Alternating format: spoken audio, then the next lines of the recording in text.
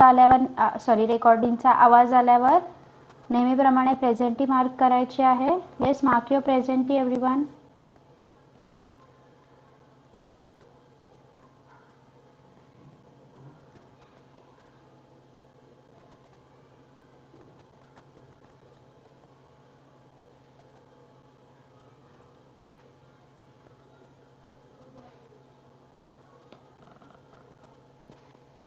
Anagha, Tejal, Nahika, Deepika, Dhanashree, Sakshi, Omkar, Harsh. Okay okay. तर चला पटकन मला सांगा, what is the difference between plant cell and animal cell. Yes, anyone? The difference between plant cell and animal cell. काय फरक आहे प्राणी पेशी आणि वनस्पती पेशींमध्ये? Yes Aditi.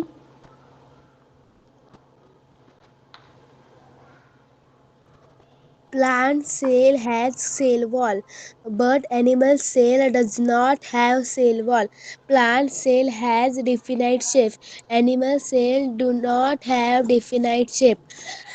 Plant cell has one big vacuole. Animal cell have many small vacuoles. Plant cell has chloroplast, but animal cell do not have chloroplast. Yes, okay. Deepika, will you? Deepika, Yes, and after ma'am. Deepika, Mahika. Yes, the same question. Plant cells have cell wall made up of cellulose. Animal cells do not have cell wall. The cytoplasm of the plant cells is lesser. The cytoplasm of animal cell is more granular and not dense. There are no lysosomes in plant cell, but lysosomes are present in the animal cell. The mitochondria are few in number of plant cell. The mitochondria are greater in number as compared to the plant cell of animal plant cell. Yes. Plastids are present only in plant cells. Plastids are absent in the animal cells. Single or more but large vacuoles present in plant cell. Vacuoles are few and temporarily formed in animal cell. The vacuoles are filled up with cell sap in plant cell. The vacuoles are filled with food or excretory matter in animal cell. Yes, okay. So our next topic is microorganism. मायक्रोऑर्गॅनिझम म्हणजे सूक्ष्मजीव. Okay. मग नक्की हे मायक्रोऑर्गॅनिझम म्हणजे काय? सूक्ष्मजीव म्हणजे कोणते जीव? Can anyone tell me? Yes. What are the microorganism? We all are microorganism, right? Okay. Tejal सांगणार का सूक्ष्मजीव म्हणजे काय? Yes, teacher. हां, सांग. आपल्या सभोवताली सगळीकडे आहेत, पण जे आपल्याला आपल्या डोळ्यांनी सहज दिसत नाहीत आणि त्यांना पाहण्यासाठी सूक्ष्मदर्शिकेचा वापर केला जातो, अशा जीवांना सूक्ष्मजीव म्हणतात. Yes, very good. Mahika? The organism which cannot be seen with our eyes but can only be observed under a microscope are called microorganisms. Yes. So microorganisms are also organisms, but we cannot see them with our naked eyes. आपल्या उघड्या डोळ्यांनी, फक्त नुसत्या डोळ्यांनी आपण त्यांना कधीच पाहू शकत नाही. And we have to use a microscope to see them. आपल्याला त्यांना पाहण्यासाठी सूक्ष्मदर्शकाचा वापर करावा लागतो. त्या ऑर्गॅनिझम्सला मायक्रो ऑर्गॅनिझम म्हणजे त्या सजीवांना सूक्ष्मजीव असं म्हणायचं आहे. Okay. So occurrence of micro organism कुठे आढळतात हे? Let's see. Microorganisms are present all around us. आता आपण बसलेलो असताना मी तुमच्याशी बोलत असताना इथे लॅपटॉपच्या स्क्रीनवर, मोबाईलच्या स्क्रीनवर सगळीकडे किंवा आपल्या हाताला सगळीकडे मायक्रो ऑर्गॅनिझम्स प्रेझेंट असतात. Okay. Voice is cracking. Okay, wait. Now is it clear?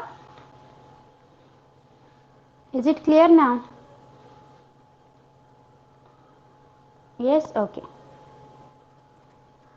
Okay.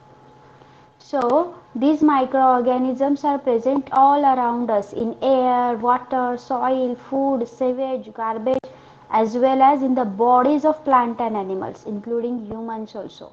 मग हे जे मायक्रोऑर्गॅनिझम्स आहेत, हे जे सूक्ष्मजीव आहेत, ते आपल्या आजूबाजूला असणारी हवा, पाणी, जमीन, कोणतेही अन्नपदार्थ, सिवेज वॉटर, सांडपाणी, देन गार्बेज, कचरा, ह्यामध्ये तर प्रेझेंट असतातच, but they are also present in the body of plant, animal and human beings. Okay, वनस्पती, प्राणी आणि मानवी शरीराच्या आत सुद्धा हे मायक्रो ऑर्गॅनिझम, हे सूक्ष्मजीव प्रेझेंट असतात. ओके.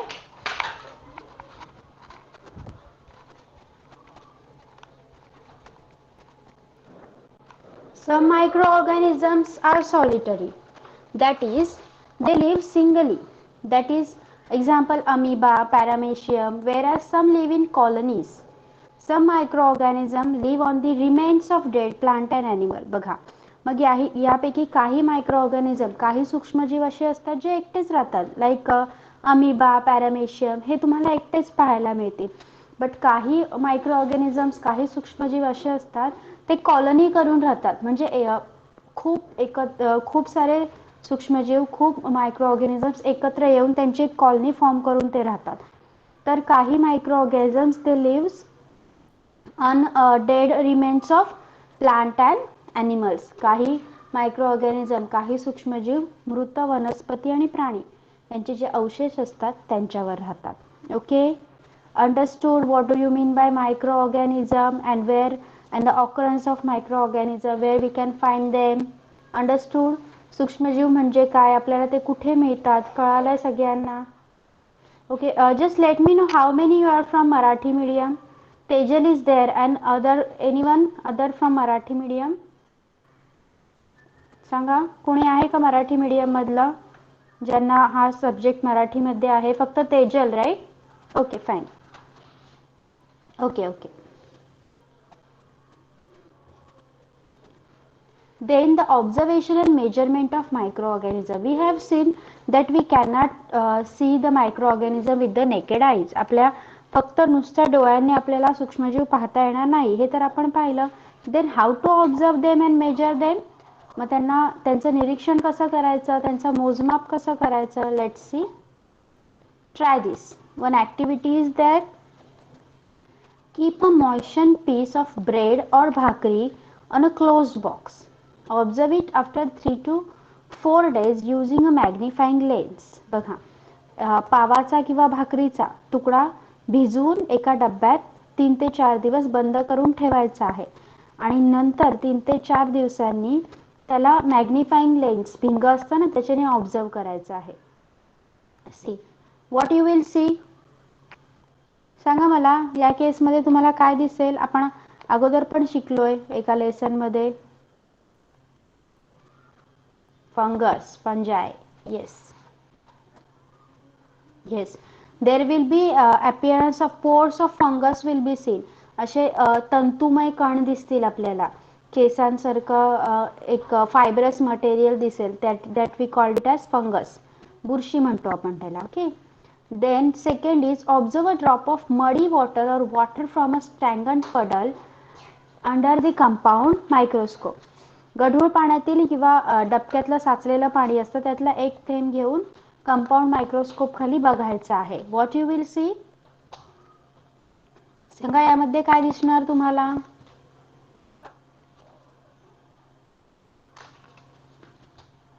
काही मायक्रो ऑर्गॅनिझम्स दिसतील. Mostly you can see amoeba and paramecium in this. Okay, understood. Next बघा, थर्ड मध्ये take a drop of yoghurt or buttermilk on a glass slide and observe it under a compound microscope. आता तुम्हाला दही किंवा ताक याचा एक थेंब घेऊन संयुक्त सूक्ष्मदर्शकाखाली म्हणजे कंपाऊंड मायक्रोस्कोप खाली बघायचं आहे. इथे पण तुम्हाला बॅक्टेरिया दिसतील. ते असतात लॅक्टोबॅसिलस. ओके, लॅक्टोबॅसिलस म्हणतात त्यांना. ते लॅक्टिक ॲसिड सिक्रेट करतात, म्हणून आपलं दही आणि ताक आंबट असतं. Okay, then comes okay, see, in your notebook draw sketches of the microbes you observe. आणि नंतर आपण मायक्रोस्कोप मध्ये जे मायक्रोब बघितले, जे सूक्ष्मजीव पाहिले, त्याचे स्केचेस आपल्याला आपल्या नोटबुक मध्ये काढायचे आहेत. Okay, here is some extra information for you. We cannot see objects smaller than 100 micrometer in size with our eyes. आपल्या नुसत्या डोळ्यांनी 100 मायक्रोमीटर पेक्षा लहान वस्तू आपण पाहू शकत नाही. So we make glass slides of the microorganism and observe them under a compound microscope. म्हणून आपण काय करतो, ग्लास स्लाइड म्हणजे काचपट्टी तयार करतो आणि या मायक्रोऑर्गॅनिझमला कंपाऊंड मायक्रोस्कोप खाली पाहतो. However, if a magnification of 10,000 times proves to be insufficient, then we need to use an electron microscope to observe those microorganisms. पण या कंपाऊंड मायक्रोस्कोप मध्ये, या संयुक्त सूक्ष्मदर्शकामध्ये 1000 पटींचं वर्धन करून पण जर म्हणजे एखादी गोष्ट कंपाऊंड मायक्रोस्कोप मध्ये 1000 पट मोठी दिसते आपल्याला, ती तिच्या ज्या अवस्थेत आहे त्या अवस्थेपेक्षा 1000 पट 1000 टाइम्स ती आपल्याला कंपाऊंड मायक्रोस्कोप मध्ये म्हणजे संयुक्त सूक्ष्मदर्शकामध्ये मोठी दिसते. पण जर एखादा मायक्रोऑर्गॅनिझम एवढा लहान असेल की तुम्ही त्याला 1000 टाइम मॅग्निफाय करून पण तो तुम्हाला दिसला नाही, तर मग त्यासाठी तुम्हाला इलेक्ट्रॉन मायक्रोस्कोप म्हणजे इलेक्ट्रॉन सूक्ष्मदर्शकाचा वापर करावा लागतो. अंडरस्टूड?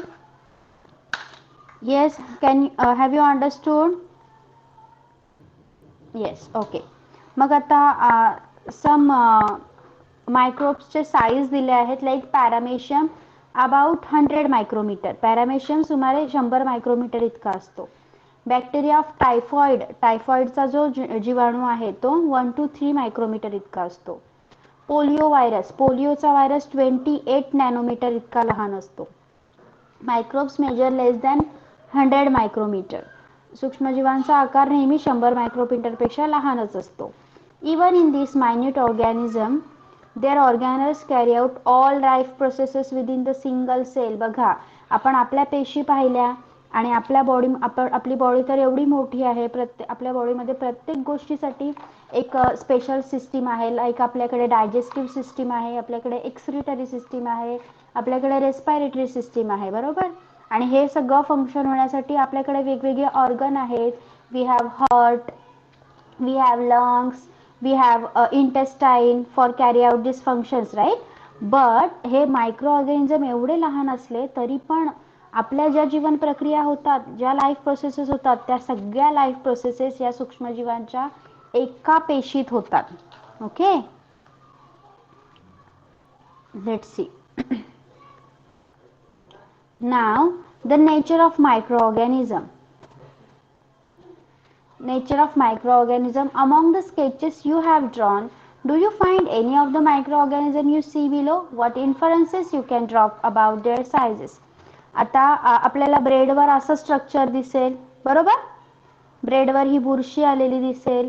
त्यानंतर जो आपला चिखलाचं वगैरे पाणी होतं त्यामध्ये आपल्याला if we are staining it pink किंवा पर्पल स्टेनने कलर करतोय तर असं स्ट्रक्चर दिसेल. Otherwise we will see this type of structure. Okay, हे तुम्हाला जेव्हा तुम्ही मायक्रोस्कोप मध्ये बघाल तेव्हाच कळणार. Some microorganism like the fungus that grows on bread or strands of algae in ponds are multicellular. बघा, मग प्रत्येक मायक्रोऑर्गॅनिझम सिंगल सेल्युलर असतो असं नाही. ओके, ओनली पॅरामेशियम, युग्निना आणि अमिबा आर सिंगल सेल्युलर. पण काही सूक्ष्मजीव असे आहेत जसे आपल्या ब्रेडवर येणारी बुरशी आणि डबक्यात तुम्ही शैवाल पाहिली आहे कधी? Algae, greenish colour algae. Have you seen? Okay, हे काय आहे? मल्टी सेल्युलर आहेत, बहुपेशी आहेत, सूक्ष्मजीवच आहेत ते, but they are multi cellular. Okay, however most microorganisms such as bacteria and viruses are unicellular. पण मोस्टली बहुतांश जे सूक्ष्मजीव आहेत जसं जीवाणू आणि विषाणू ज्याच्याने आपल्याला आजार होतात हे युनिसेल्युलरच असतात, एक पेशीयच असतात. They have a somewhat different cellular structure आणि त्यांची पेशींची रचना थोडीशी वेगळी असते. They do not have the membrane bound organelle found in eukaryotic cell. Eukaryotic सेलमध्ये जे मेम्ब्रेन बाउंड ऑर्गॅनल्स असतात, जी पटलापासून तयार झालेली अंगके असतात, ती याच्यात आढळत नाही. द प्लाझ्मा मेम्ब्रेन, मग त्याच्यामध्ये काय काय असतं, प्रोकॅरियोटिक सेल म्हणतात त्याला. त्याच्यामध्ये काय काय आढळतं, प्लाझ्मा मेम्ब्रेन म्हणजे प्रद्रव्य पटल, सायटोप्लाझम पेशीद्रव्य अँड न्यूक्लिओइड केंद्रक द्रव्य एवढंच आढळतं त्याच्यात आणि त्यांना आपण प्रोकॅरियोटिक सेल म्हणतो. ओके, बघा हे आहे प्रोकॅरियोटिक सेलचं स्ट्रक्चर. सेल वॉल आहे, कॅप्सूल आहे, फ्लॅजेलम आहे. हे आहे ना एक शेपटीसारखा भाग दिसतोय त्याला फ्लॅजेलम म्हणजे कशाभिका म्हणतात. देन प्लाझमिड, रायबोझोम, सायटोप्लाझम म्हणजे पेशीद्रव्य, न्यूक्लिओइड दिस इज न्यूक्लिओइड केंद्रका आणि त्यानंतर आहे प्रद्रव्य पटल म्हणजे प्लाझ्मा मेम्ब्रेन आणि सेल वॉल पेशी पटल. Okay, this is a diagram of prokaryotic cell. ना ग्रोथ ऑफ मायक्रोऑर्गॅनिझम्स, आता सूक्ष्मजीवांची वाढ कशी होते पहा. Each microorganism needs a specific environment for growth and reproduction. प्रत्येक मायक्रोऑर्गॅनिझमला, प्रत्येक सूक्ष्मजीवाला त्याची वाढ आणि त्याचं प्रजनन होण्यासाठी, रिप्रोडक्शन होण्यासाठी एखाद्या विशिष्ट कंडिशनची गरज असते, एखाद्या विशिष्ट परिस्थितीची आवश्यकता असते. Many microbes need oxygen for their growth, whereas some microbes can grow without oxygen. बरेचसे सूक्ष्मजीव असे असतात ज्यांना त्यांच्या वाढीसाठी ऑक्सिजनची गरज असते, त्यांना एरोबिक ऑर्गॅनिझम्स असं म्हणतात. आणि काही असे असतात जे ऑक्सिजन शिवाय वाढू शकतात, त्यांना अनएरोबिक म्हणतात. Okay, some microorganisms survive in extreme and adverse conditions like ocean floor, ice in polar region, hot water springs etc. तर काही सूक्ष्मजीव असे असतात जे एकदम प्रतिकूल परिस्थिती, जसं समुद्राचा तळ, समुद्राचा तळ म्हणजे एकदम डेंजरस एन्व्हायरमेंट असेल, बरोबर, आणि पोलार रिजन मध्ये पोलार रिजन मधला आईस, ध्रुव प्रदेशातील बर्फ, गरम पाण्याचे झरे, अशा ठिकाणी सुद्धा काही मायक्रो ऑर्गॅनिझम्स राहू शकतात. During adverse conditions microorganism form a thick covering around themselves and stop their life processes. बघा, काही वेळा जेव्हा प्रतिकूल परिस्थिती असते, ॲडवर्स कंडिशन असते, तेव्हा ते काय करतात, स्वतःच्या भोवती एक थिक कवरिंग म्हणजे एक कठीण असं कवच तयार करतात आणि आपल्या लाईफ प्रोसेसेस थांबवतात, आपली जीवन प्रक्रिया थांबवतात. On return of favorable condition, they come out of the protective covering and continue their life processes. आणि नंतर जेव्हा परिस्थिती नीट होते, नॉर्मल होते, अनुकूल होते, की परत ते त्या जी कवरिंग आहे ना त्या कवचातून बाहेर निघतात आणि पुन्हा आपली जी लाईफ प्रोसेसेस आहेत, आपल्या ज्या जीवन प्रक्रिया आहेत त्या सुरू करतात. Okay, understood, got clear, everyone got clear? Yes, okay. See, where do the microorganisms grow? कुठे वाढतात मग हे सूक्ष्मजीव? Medium, soil, water, decaying matter, माती, पाणी, कुजणारे पदार्थ. टेम्परेचर किती, 25 to 37 डिग्री या दरम्यान. Then nutrition, specific nutrients, example algae, chlorophyll, oxygen. Nutrition काय लागतं त्यांना, काही विशिष्ट पोषक द्रव्ये लागतात, शैवाल, हरितद्रव्य, ऑक्सिजन. ओके, ॲटमॉस्फिअर, वातावरण कसं पाहिजे त्यांना, मॉइस्ट, ओलसर, ह्युमिड अँड वार्म, दमट आणि उबदार. According to shape and life processes, microorganisms are classified as algae, fungi, protozoa, bacteria and viruses. त्यांच्या आकारानुसार त्यांचं वर्गीकरण केलं जातं. फर्स्ट इज अल्गी, शैवाल, फंजाय, कवके, देन प्रोटोझोआ, आदिजीव, बॅक्टेरिया, जीवाणू, व्हायरसेस, विषाणू. Okay, then some useful microorganisms are also there. प्रत्येक सूक्ष्मजीव हा घातक नसतो. Some are useful also. Let's see. Okay, now one activity is there. Take 2 earthen pots half filled with soil and mark them A and B. 2 मातीच्या कुंड्या घ्यायच्या आहेत, अर्ध्या भरायच्या आहेत त्यांना, आणि त्यांना A आणि B अशी नावे द्यायची आहेत. Mix some waste material like garden waste, dung, fruit peel, vegetable stalks, paper scrap, etc. with the soil in a pot A. आता A मध्ये पालापाचोळा, डंग, शेण, फ्रुट्स पील म्हणजे फळांच्या साली, भाज्यांची देठे, कागद वगैरे असा कचरा टाकायचा आहे. Mix things like pieces of glass, scrap material, plastic bags, etc. with the soil in the pot B. आता बी मध्ये धातूच्या कोणत्याही मेटलच्या वस्तू, फुटलेल्या काचा, प्लास्टिकच्या पिशव्या टाकायच्या आहेत. Keep both pots at the same spot in the garden and observe them after 3 to 4 weeks.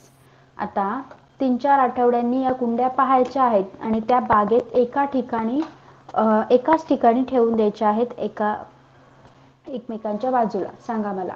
Did the garbage in pot B remain unchanged? काय होईल? What you think?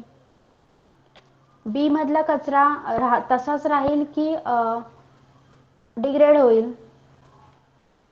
कुठला कचरा डिग्रेड होईल? ए मधला की बी मधला? सांगा. हाव? ए मधला. अरे बी मध्ये तर हे टाकलंय ना डिग्रेडेशनचा. ओके सॉरी, डिग्रेडेशनचा अर्थ आहे संपून जाईल, पूर्ण एक फिनिश होईल. बी मधला की ए मधला? सांगा आता. बी मधला कचरा संपेल की ए मधला? ए मधला. का? का?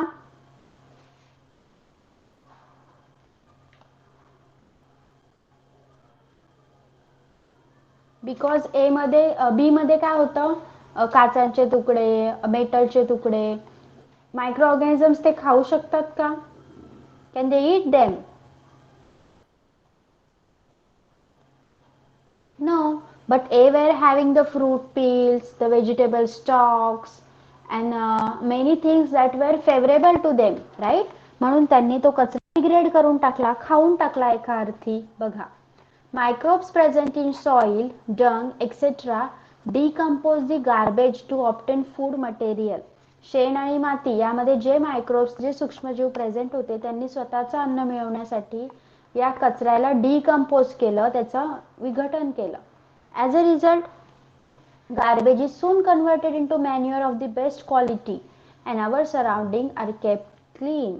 आणि याचा काय छान परिणाम झाला की काही दिवसातच कचऱ्याचं रूपांतर एका प्रकारच्या खतात झालं. एक बेस्ट क्वालिटी मॅन्युअर मिळालं, उत्कृष्ट खत मिळालं आणि आपला परिसरही स्वच्छ झाला. As in the case of garbage, for proper sewage disposal too, microbes are released into sewage so as to help in the quick decomposition of the organic compound in it. मग कचऱ्याप्रमाणे जेव्हा सांडपाण्याचंही योग्य व्यवस्थापन करायला हवं, मग हे जे कार्बनी पदार्थ आहेत ते लवकर कुजण्यासाठी या सांडपाण्यामध्ये मायक्रो ऑर्गॅनिझम सोडले जातात, सूक्ष्मजीव सोडले जातात. Okay, now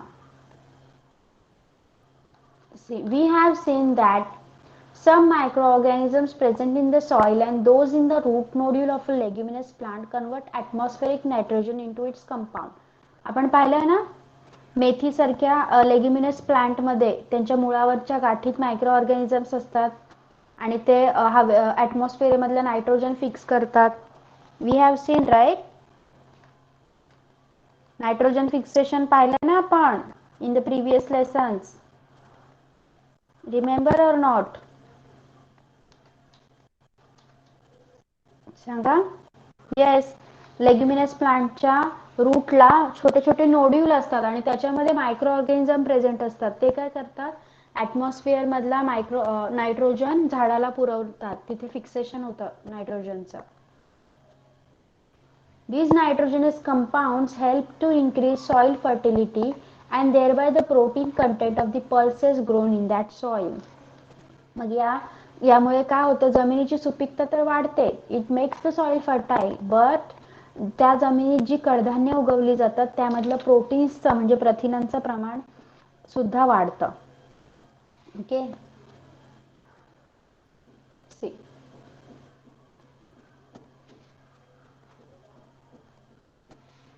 If a few drops of yogurt or buttermilk are mixed with lukewarm milk and it is kept at that temperature for 8 to 10 hours, microbes present in the drop of yogurt quickly multiply and the milk get converted into yogurt. Microbes are useful for producing milk product like butter, buttermilk, cheese, etc. बघा, जर तुम्ही कोमट दुधात दही किंवा ताकाचा काही थेंब टाकले आणि ते कोमट दूध 8-10 तास तसंच ठेवलं एका ठिकाणी, तर दह्यातील जे मायक्रो ऑर्गॅनिझम आहेत ते पटापट दुधात वाढायला लागतात आणि दुधाचं दही बनतं. मग ह्या उपयुक्त सूक्ष्मजीवांचा वापर करून आपण ताक, लोणी, चीज यासारखे दुधाचे पदार्थ बनवू शकतो. Okay, understood? Got till here? Yes? Okay, next.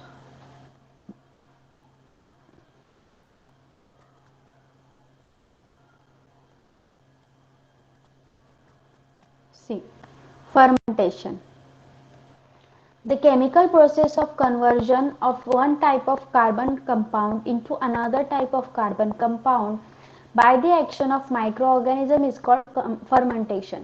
बघा, सूक्ष्मजीवांच्या क्रियेमुळे काही कार्बनी पदार्थांचं दुसऱ्या कार्बनी पदार्थामध्ये जे रूपांतर होतं त्या प्रक्रियेला आपण फर्मेंटेशन म्हणजे किण्वन किंवा आंबणे असं म्हणतो. Heat is generated in this process and carbon dioxide and some other gases are released. आणि याच्यात काय होतं, हीट जनरेट होते, उष्णता निर्माण होते आणि कार्बन डायऑक्साईड वायू सुद्धा तयार होतो. तुम्ही पाहिलं असेल इडलीचं बॅटर पाहिलंय कधी?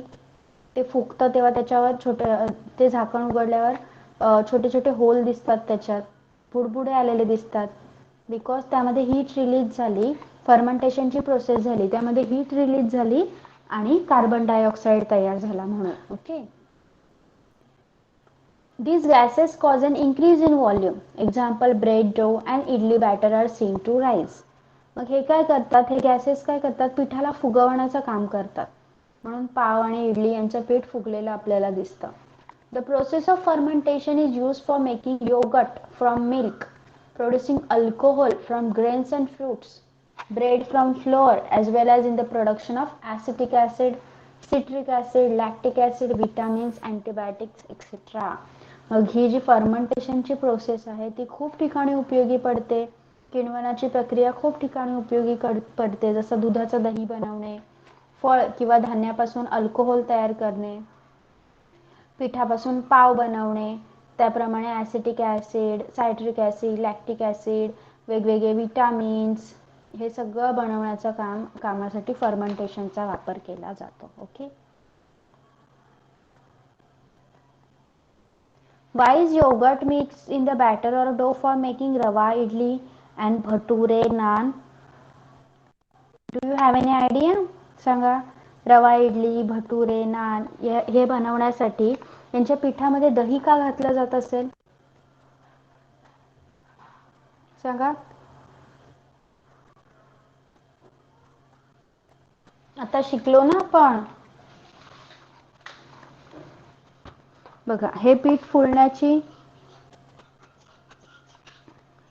फुलण्याची गरज असते आणि दह्यामध्ये युजफुल मायक्रोब्स असतात जे हे फर्मेंटेशन घडवून आणायला हेल्प करतात, म्हणून थोडंसं दही त्यामध्ये टाकलं जातं. Okay,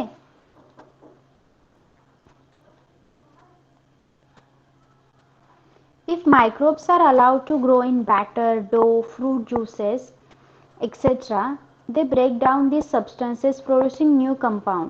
As they grow and multiply in them, this microbial process is used in production of various common foodstuffs.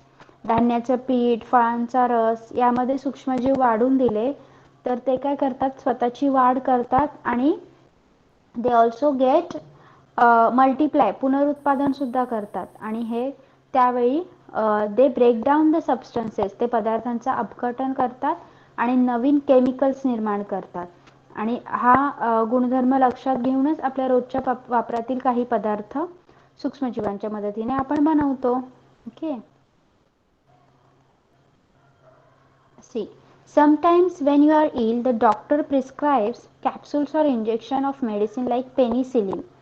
बघा, जर कधी जेव्हा तुम्ही आजारी पडता, डॉक्टर काय करतो, पेनिसिलिन सारख्या औषधाची कॅप्सूल किंवा इंजेक्शन देतो. These types of medicines destroy the pathogen and retard their growth.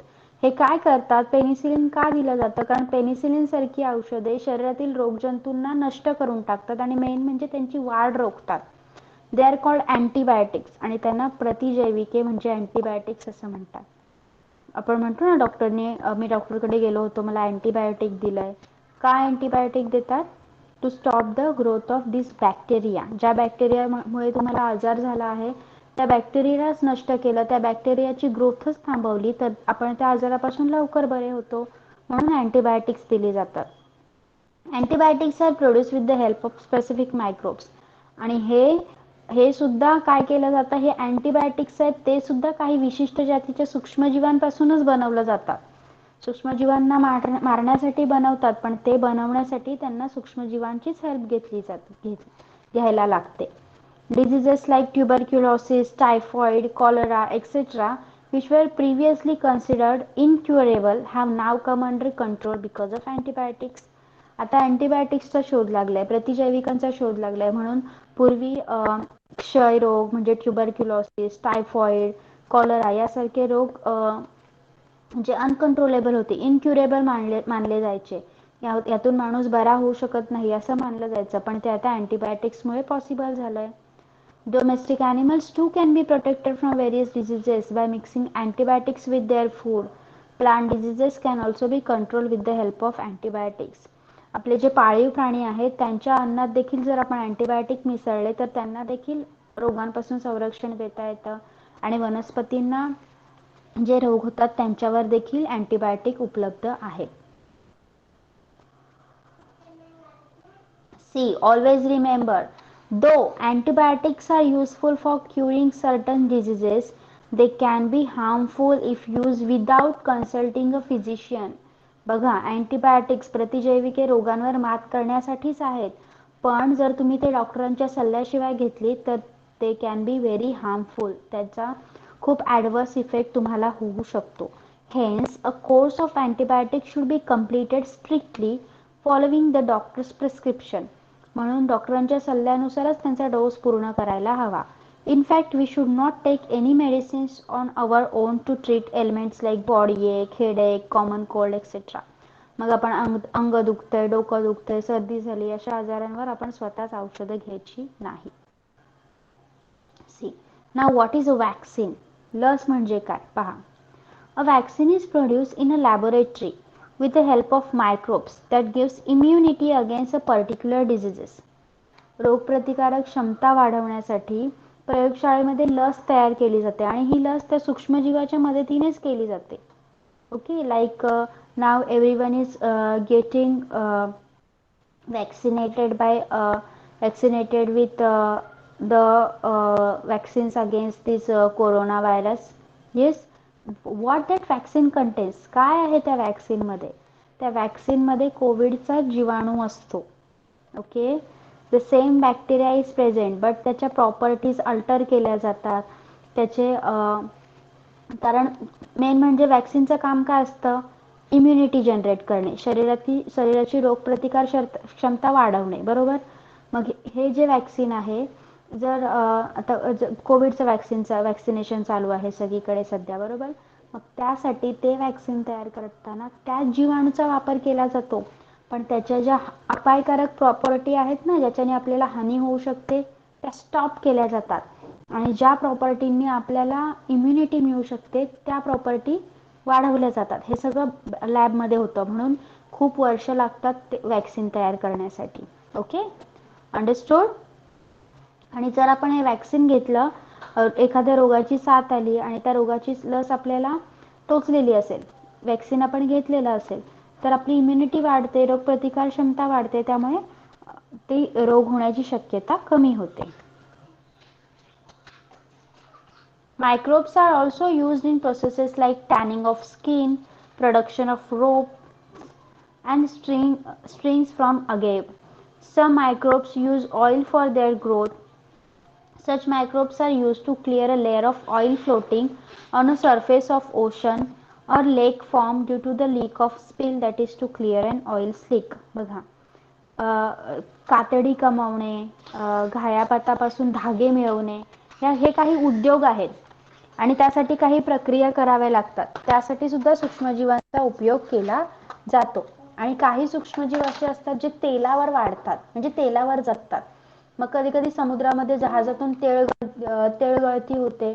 मग ही तेल गळती झाल्यावर ते तेल कसं काढायचं, मग त्यासाठी सुद्धा पाणी स्वच्छ करण्यासाठी मायक्रोब्सचा उपयोग केला जातो. ओके, समजलंय? How microbes are useful to us.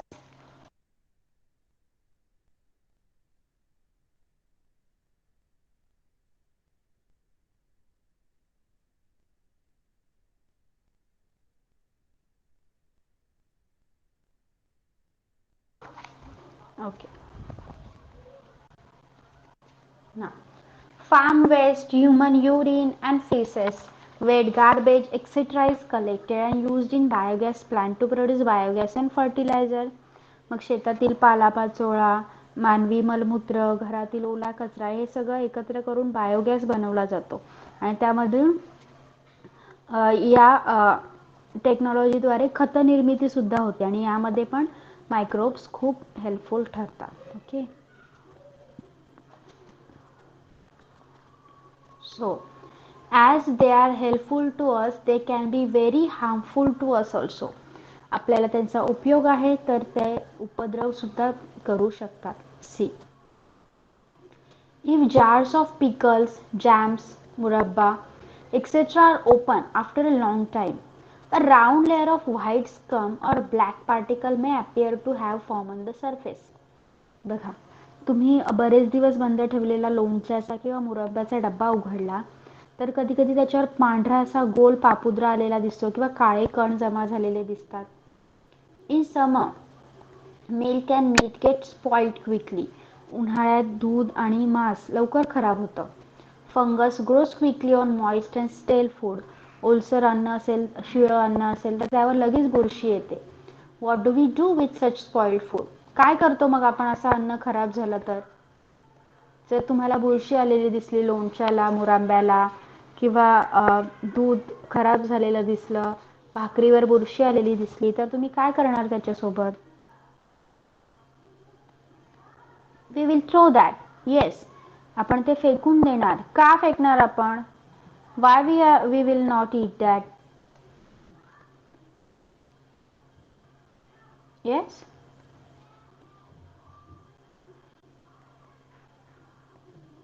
yes, that may be very harmful for us. See, food poisoning, that may cause food poisoning. अन्नातून विषबाधा होऊ शकते आपल्याला. As they use foodstuffs for their own nutrition, some microbes release toxic materials, ज्याला enterotoxin म्हटलं जातं, into the food. हे आपल्या लोणच्यावर बुरशी येते, मोरांब्यावर बुरशी येते, भाकरीवर बुरशी येते, हे सगळं काय आहे? मायक्रोब्स आहेत. ते मायक्रोब्स आपल्या अन्नावर काय करतात? स्वतःचं पोषण करतात आणि ते काय करतात? काही एंटरोटॉक्झिन म्हणजे विषारी पदार्थ आपल्या अन्नात सोडतात. जेव्हा ते आपल्या अन्नाचा स्वतःचं न्यूट्रिशन भागवण्यासाठी उपयोग करतात तेव्हा they are releasing some toxic material, they are called as enterotoxin. काही विषारी पदार्थ आपल्या अन्नात सोडतात. Such toxin spoil the food आणि हे एंटरोटॉक्झिन आपल्या अन्नाला दूषित करतात. Eating such spoiled food can cause loose motion and vomiting. आणि आपण जर असं अन्न खाल्लं तर आपल्याला उलट्या आणि जुलाब होतात. That is called as food poisoning. Okay. Next. Pathogens. What are pathogens?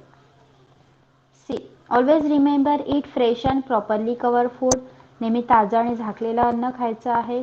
Drink boiled water. उकळलेलं पाणी प्यायचं आहे. Hold a handkerchief over your mouth and nose when you cough or sneeze. खोकताना आणि शिंकताना तोंडावर रुमाल ठेवायचा आहे. Don't allow garbage and water to accumulate around your house. आपल्या घराभोवती कचरा आणि पाणी साठवून द्यायचं नाही. Then, what are the pathogens? The disease producing microorganism. Pathogen म्हणजे रोगकारक सूक्ष्मजीव, ज्या सूक्ष्मजीवांमुळे आपल्याला रोग होऊ शकतो असे. Okay. Pathogens may be present in water bodies contaminated with sewage and dirt from the surrounding, in food left uncovered in unhygienic conditions with houseflies sitting on it, etc. मग हे पॅथोजन्स आपल्यापर्यंत कसे पोचतात? एखाद्या पाण्याचा साठा आहे आणि त्याच्याजवळ सांडपाणी येत आहे, त्याचा संपर्क होत आहे, तर ते पाणी दूषित होत आहे. तसंच शिळा उघड्यावरचं अन्न आहे आणि ज्यावर माशा बसल्या आहेत, तिथे सुद्धा सूक्ष्मजीव जातात माशांच्या पायांना चिकटून बरोबर. If such contaminated food or water is consumed, we may fall ill with disease of the alimentary canal like ambiasis, typhoid, cholera, hepatitis, gastro, etc.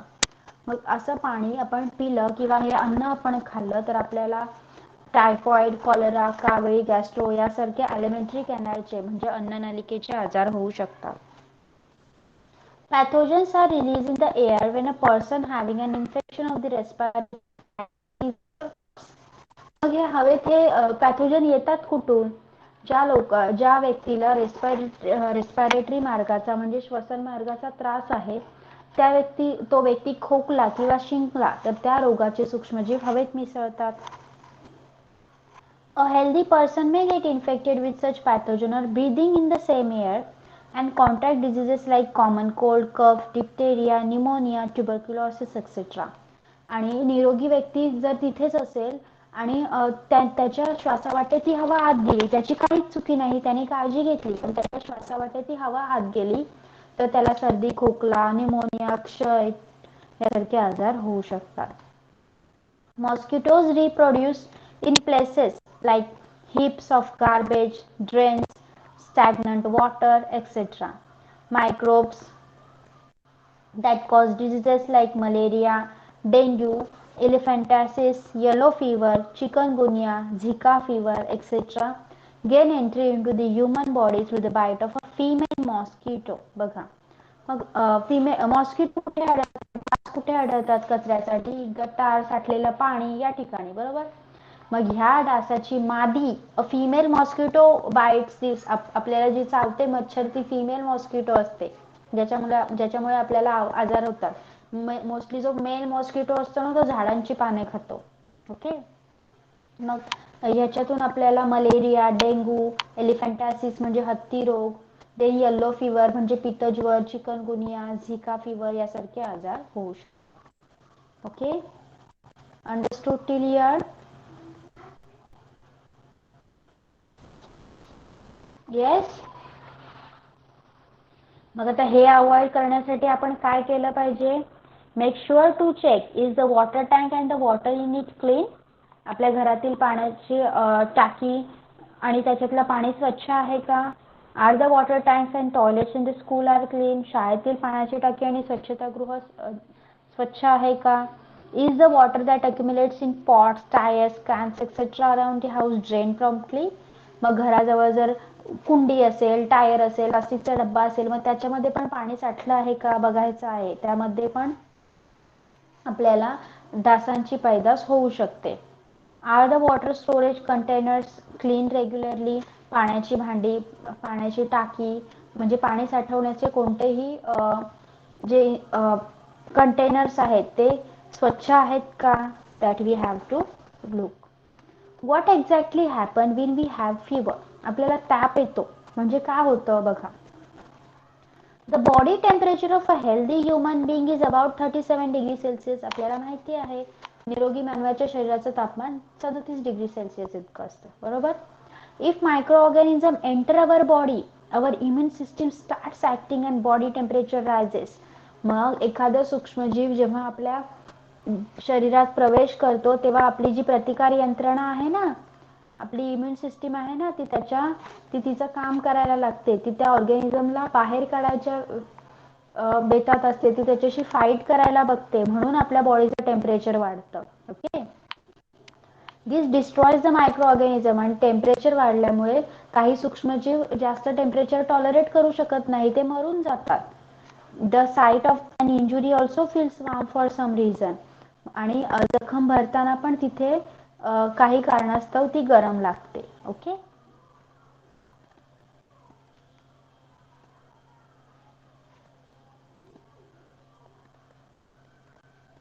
Now, what happens if clothes remain damp in rainy season? सांगा, पावसाळ्यात कपडे दमट राहिले तर काय होईल?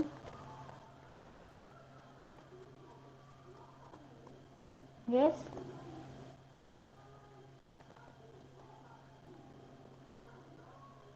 It can दमट राहिले, moist राहिले तर त्याच्यावर बुरशी वाढू शकते, right? And they can be very harmful for us. Yes. Next.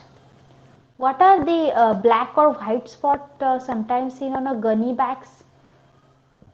Gunny bag, गोणपाट.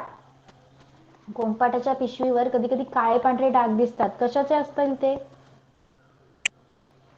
पावसाळ्यात येस फंगस. Very good. पावसाळ्यात हे गोणपाट वगैरे लवकर वाळत नाही, त्यामुळे त्याच्यावर फंगस ग्रो होते. Okay. See then why are the leather article like purse, wallet, belt, footwear always polished before storing away? चामड्याचं पाकिट, पर्स, पट्टे, चप्पल हे सगळं पॉलिश लावून का ठेवतात? Because that can also cause the fungus can grow over there. What is the powdery material found in old currency notes or old rubber or paper? जुना rubber, कागद, नोटा याच्यावर पावडरी सारखा पदार्थ असतो, तो काय आहे? That is also the microorganism only. All the material mentioned above, that is gunny bag, cotton cloth, paper, rubber, etc. are plant products, and leather is an animal product. In a humid atmosphere, fungi and some other microorganisms grow on this article and spoil or damage them. बघा, आपण आता Ghani bag म्हणजे गोणपाट, कागद, rubber हे सगळे पदार्थ पाहिले. हे कसले आहेत? वनस्पतींपासून मिळणारे आहेत ना. They are obtaining from plants, right.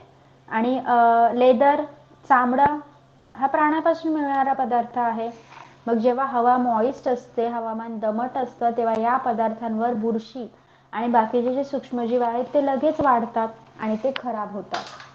Okay. Here we have completed our lesson. Have you understood each and everything? Yes yes yes Deepika please. Hello ma'am. Yes ma'am मला समजलं, पण ग्रोथ ऑफ मायक्रो ऑर्गॅनिझम्स मध्ये तुम्ही सांगितलं होतं ना की जेव्हा ऍडव्हर्स कंडिशन्स येतात तेव्हा ते एका कव्हरिंगच्या आतमध्ये जातात आणि त्यांच्या सगळ्या लाईफ प्रोसेसेस थांबवतात. मग ते जर का सगळ्या येस लाईफ प्रोसेस थांबवतात तर ते जिवंत कसे राहतात? yes they are stopping their life but life processes like सगळ्या लाईफ प्रोसेसेस म्हणजे not all like they can some micro organism, not all. Okay. मग ते अनएरोबिक सुद्धा असू शकतात. मग अनएरोबिक मायक्रो ऑर्गॅनिझमला त्याने जर बाकीच्या सगळ्या प्रोसेसेस थांबवल्या आणि रेस्पिरेशन पण एक आपली लाईफ प्रोसेस आहे, तो ती पण थांबवू शकतो. And they can live. Not all the organism, some micro organism is mention over there. Okay. Yes. Okay. anyone anything else?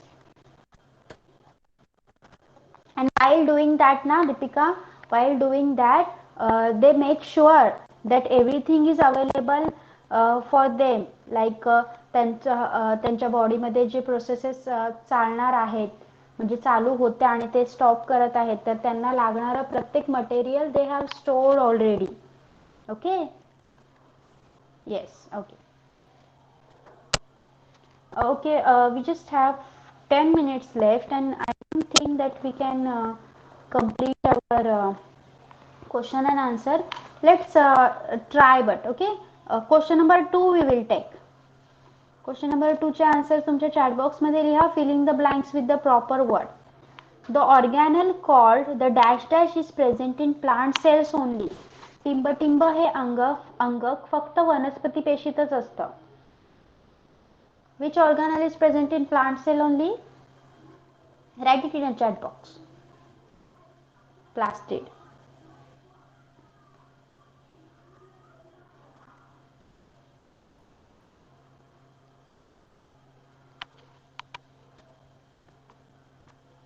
Then garbage is converted into dash dash by microorganism. सूक्ष्मजीवांमुळे कचऱ्याचे टिंब मध्ये रूपांतर होते. फर्टिलायझर, खते. Yes. In the cell, photosynthesis sorry, in the cell, photosynthesis is carried out with the help of पेशीमध्ये टिंबटिंबमुळे प्रकाश संश्लेषण होते chloroplast. Yes, हरितद्रव्य. Next, an electron microscope is necessary for the study of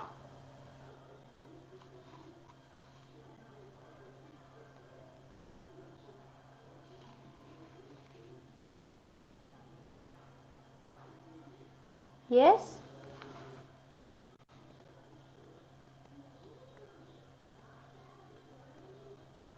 microbes, microorganisms. Yes, Tejal. सूक्ष्मजीव पेशी अंगाच्या. पेशी अंग के. Okay, microorganism and cell organelles.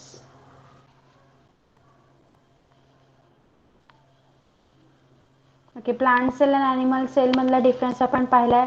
प्रोकॅरियोटिक cell आणि युकॅरियोटिक सेल मधला डिफरन्स सांगा.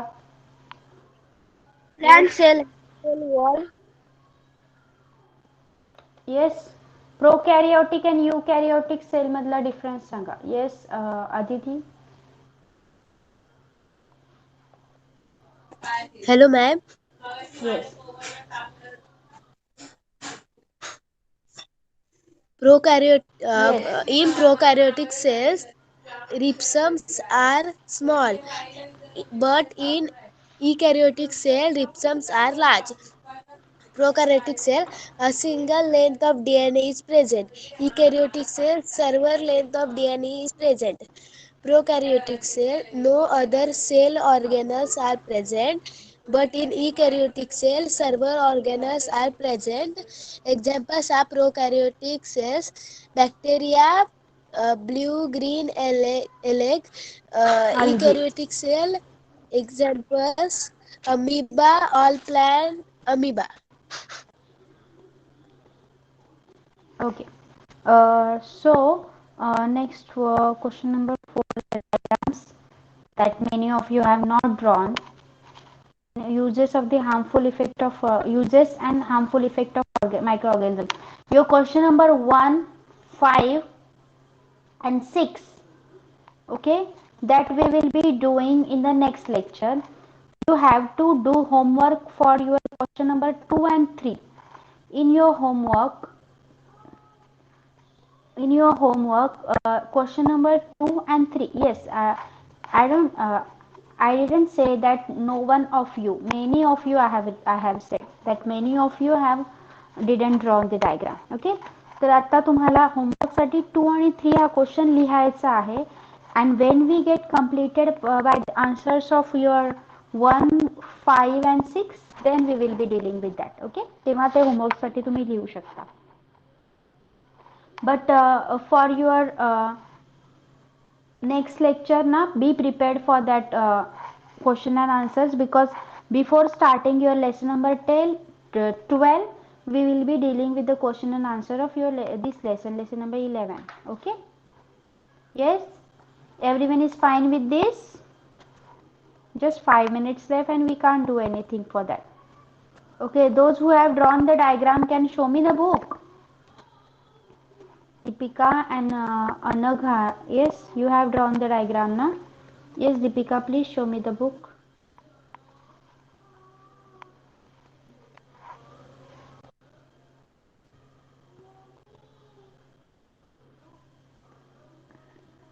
Yes, very good. Very nice. Next, Anagha.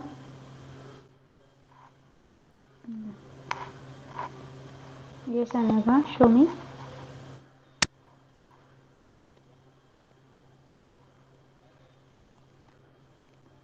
Yes. Okay, good. Anyone else? Both of you have drawn very nicely. Mahika. And Dhanashri also. Okay, Mahika. Okay, sure.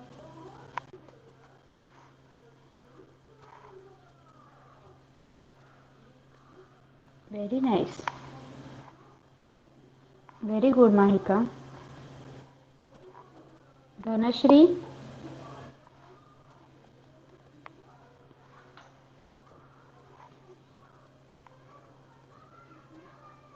Yes, good. Very good. Tejal.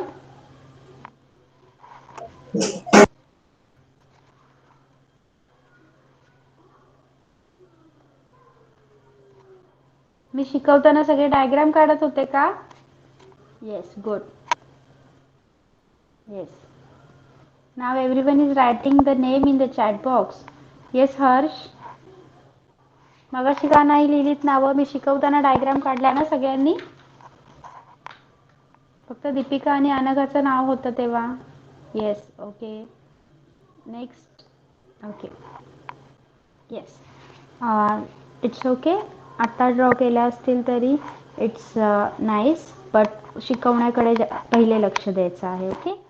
Yes, now you all can leave the class. Good night. Bye bye. Bye, teacher. Good night. Bye Bye, bye bye bye.